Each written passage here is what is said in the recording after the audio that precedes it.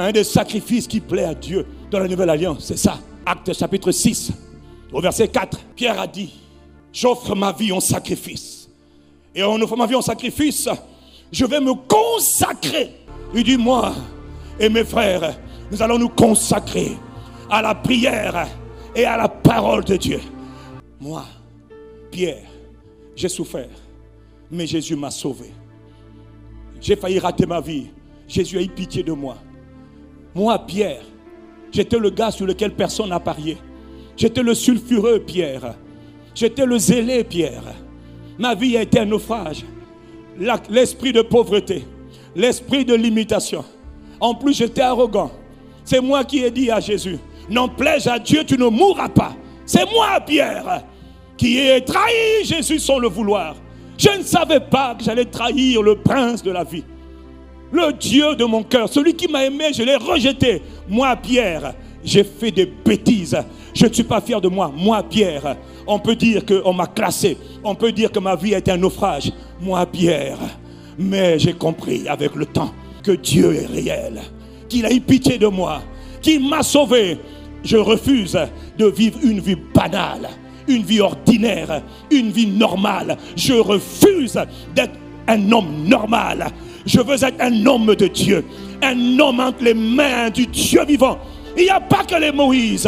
Il n'y a pas que les Samuel. Dans l'histoire de l'humanité, il y aura mon nom. On m'appellera Pierre. Pas instable, mais solide.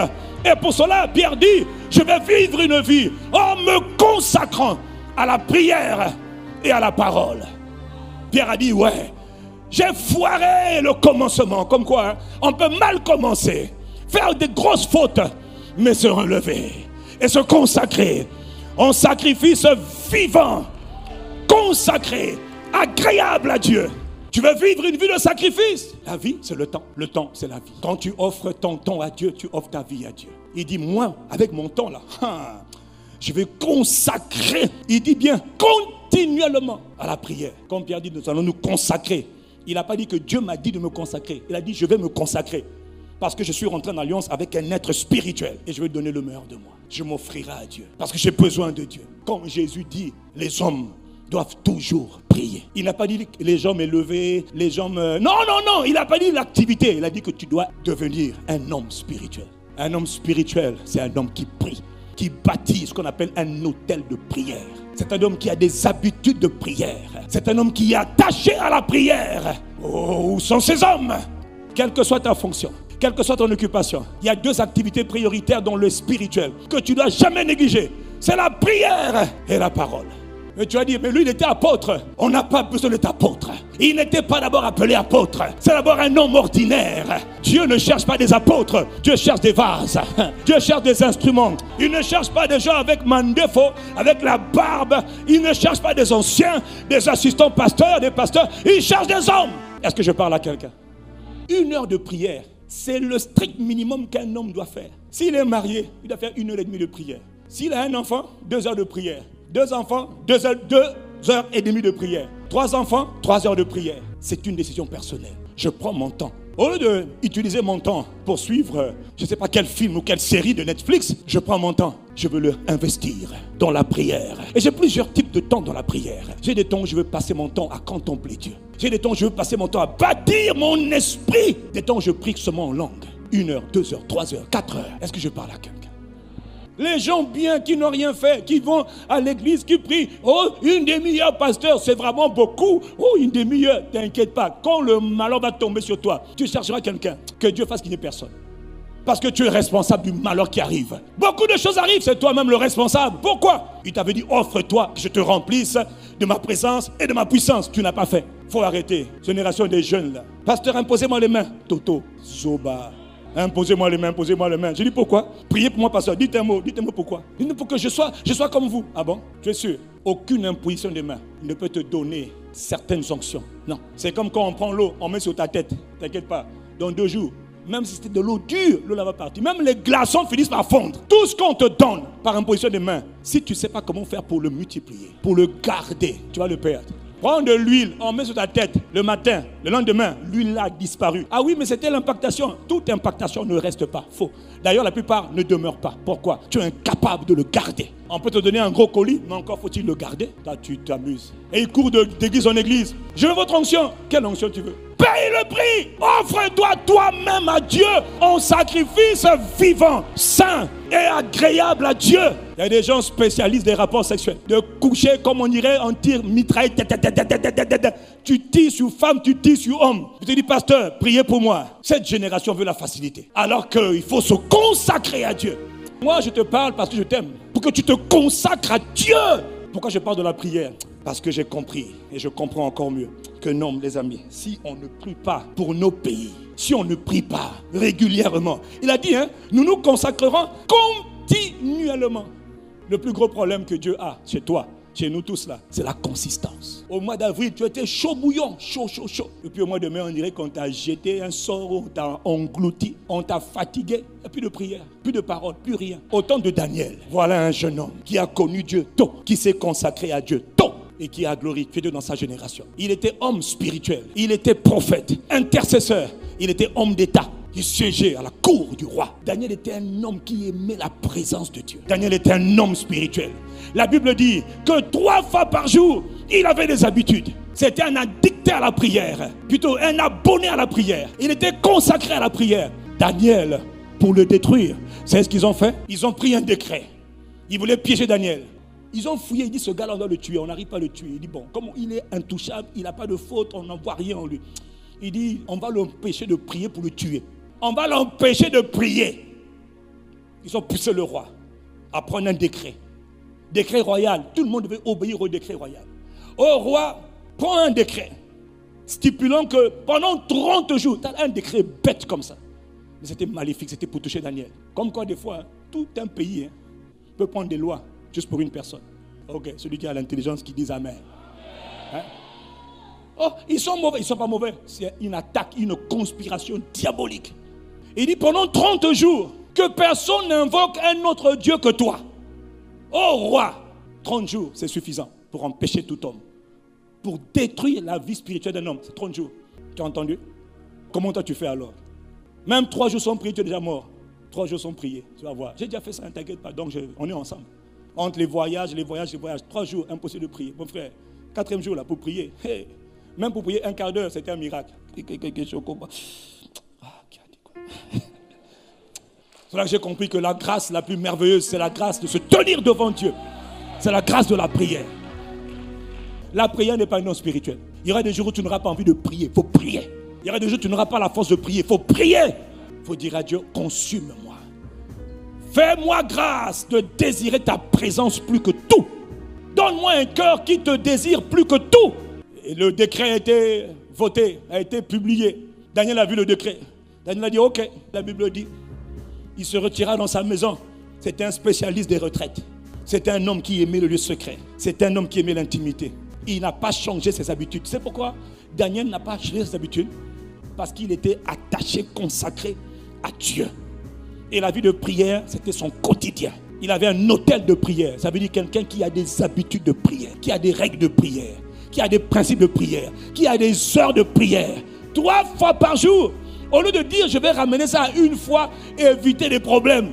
3 fois par jour, comme s'ils s'en foutaient et ils s'en foutaient. La prière n'était pas à l'extérieur. La prière était au-dedans de lui. Il n'a même pas fait exprès. Non, il n'a pas fait exprès. Logiquement, tout le monde doit obéir à la loi. Il n'a pas fait exprès. Il est consacré à la prière. Il a reçu la grâce de la consécration.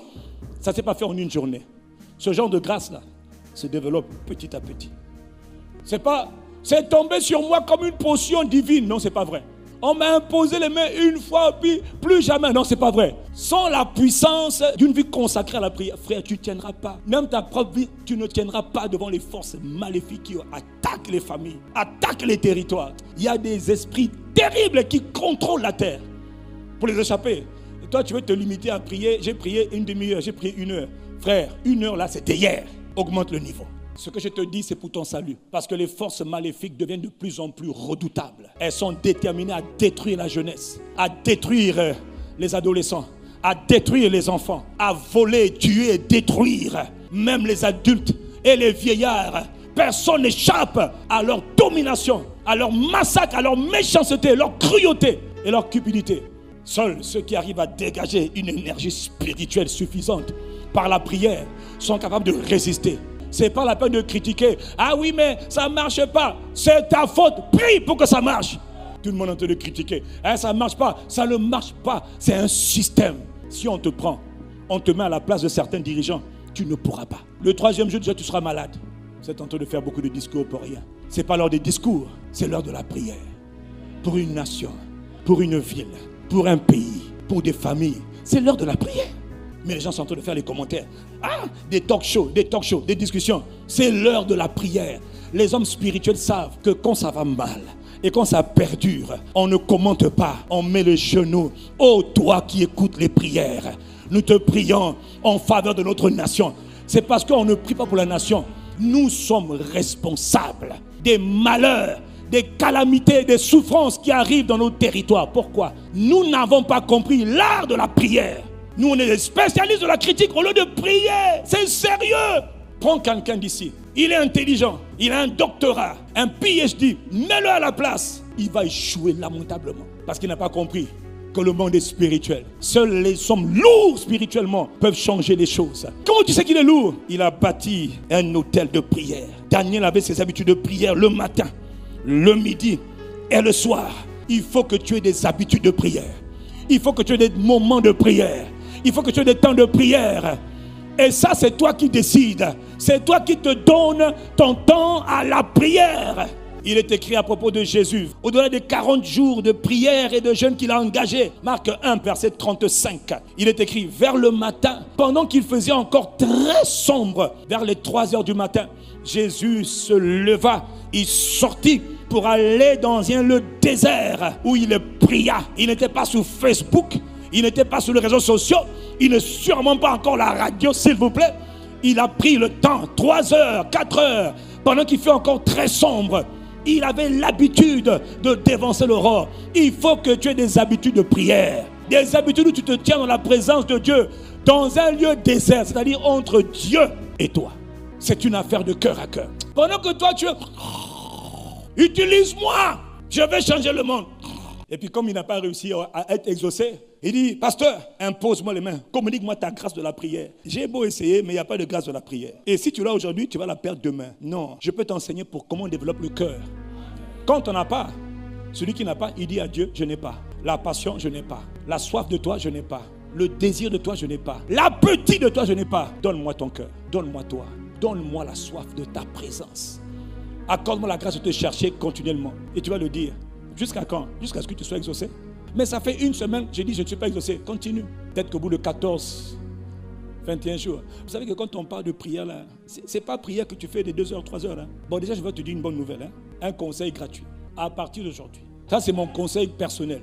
Si tu n'as pas prié, tu as prié au moins 1 heure. Mais ça veut dire que tu n'as rien fait. Tu as juste fait le minimum. Or, avec le minimum, on ne s'en sort pas. Non, tu ne t'en sortiras pas. Non, avec 1 heure, tu ne t'en sortiras pas. Mais prie au moins 1 heure. Le monde satanique est tellement de plus en plus déterminé. Tes 1 heure là, vraiment c'est insuffisant. Mais si tu as fait 1 heure, c'est-à-dire tu as prié au moins pour garder un peu au moins la bougie. C'est-à-dire tu seras dans le monde spirituel comme une bougie. Si tu tombes sur un esprit trop lourd, oh, je suis éteint. Ça dépend des esprits qui vont te combattre. Parce que j'ai une mauvaise nouvelle pour toi. Satan va te combattre et il te combattra toujours. Et moi je dis quand c'est comme ça, amen. Ça tombe bien. Parce que je m'ennuie quand il n'y a pas de bataille. Je m'ennuie quand il n'y a pas de combat. Ah oui. Dans Ephésiens 6, il est écrit, nous luttons. Pas contre la chair et le sang, mais donc chacun nous doit apprendre à lutter. Je n'ai pas peur de la lutte, au contraire. Quand le Christ est venu habiter en moi, il a fait de moi sa maison. Et sa maison est une maison de prière. Et la prière, c'est justement pour apprendre à être chargé de puissance. Donc quand on vient me combattre, ça m'arrange. Je vais même te dire une chose. Parfois la bénédiction vient par l'adversité. Parfois la bénédiction de Dieu vient par l'adversité. Salomon n'a pas eu beaucoup d'adversité. Salomon a dévié. Salomon a abandonné Dieu. Salomon a eu 1000 femmes tellement ils s'ennuyaient. Quand tu n'as pas de problème, tu vas t'ennuyer. Et tu vas commencer à grossir. Tu dis non, c'est l'alimentation. C'est pas l'alimentation, c'est la paresse. La paresse va te pousser à manger, manger, manger. La nourriture et la puissance, ça ne marche pas ensemble.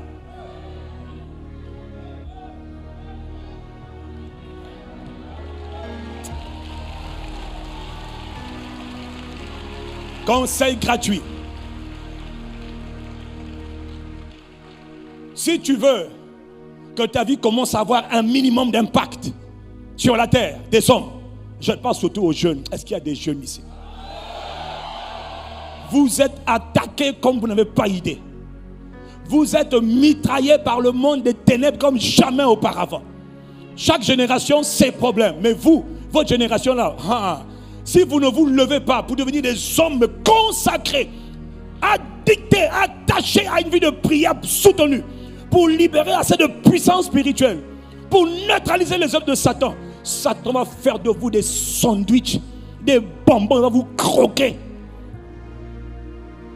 Un jeune aujourd'hui, pour moi, doit prier au minimum 3 heures par jour.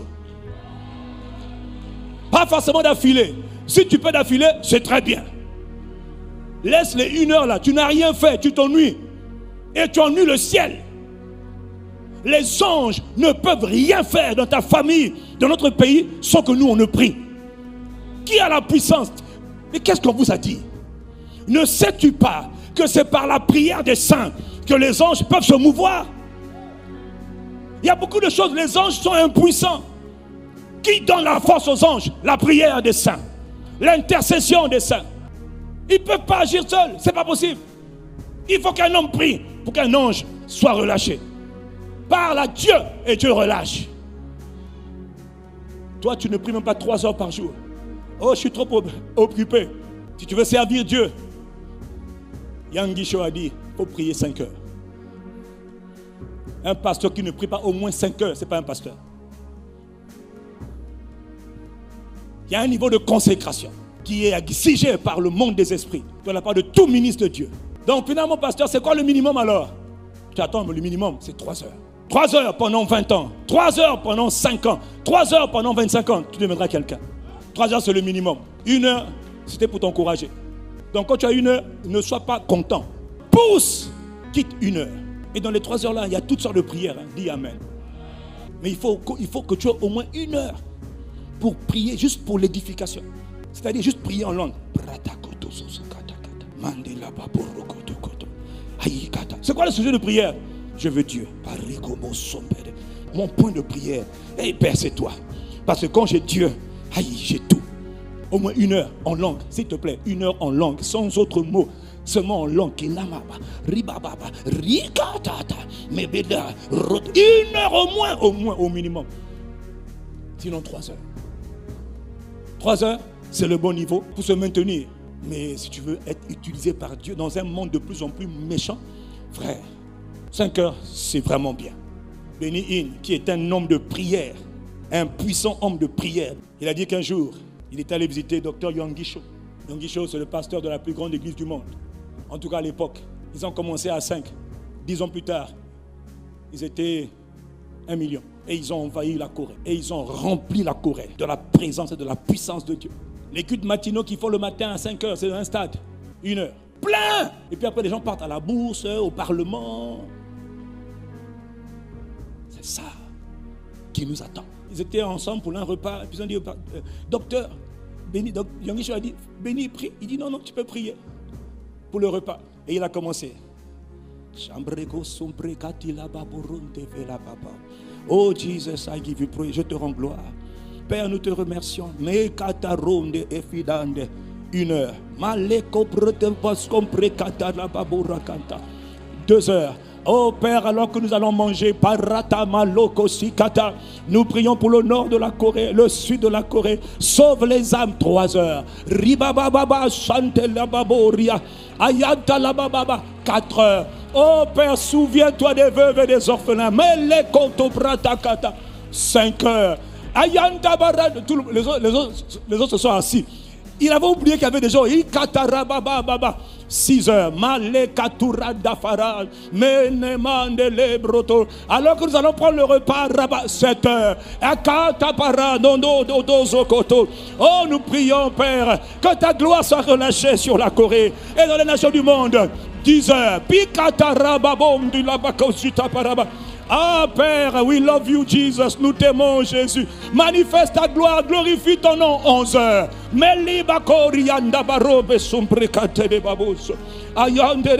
12 heures. In the name. Au nom de Jésus, nous avons prié. 12 heures. Béni, il était là. Le repas était froid. La maman a dit, la femme de Yangisho dit, fallait pas lui demander la prière. Fallait pas lui demander de prier. Oh mon Dieu, mon Dieu, mon Dieu.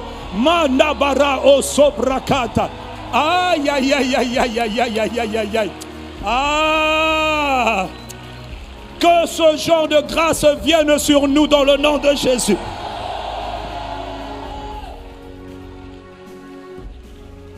Et quand il a fini de prier, c'était l'heure de repartir à l'église.